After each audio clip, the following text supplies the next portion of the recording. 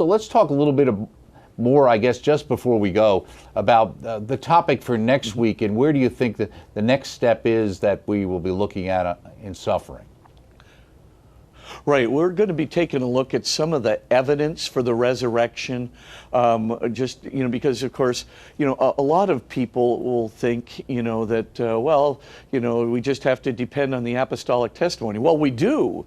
We should trust the church and trust the apostles, but there's really good reason for doing that, and we're going to discuss that. And then we're going to discuss a few things like, the Shroud of Turin, near-death experiences, the new historical evidence that's come out from N.T. Wright and others for Jesus. And we also want to take a look, too, at who is God, because that's going to be really an important theme as well when we start dealing with, what kind of God are we relating to in our suffering? If we're relating to the wrong kind of God, right, like the payback God, which is not the God of Jesus Christ, but the payback God, is the, okay, you're suffering with your eyes now, Spitzer, but that's because when you were younger, right, you did this, and now God is justly paying you back.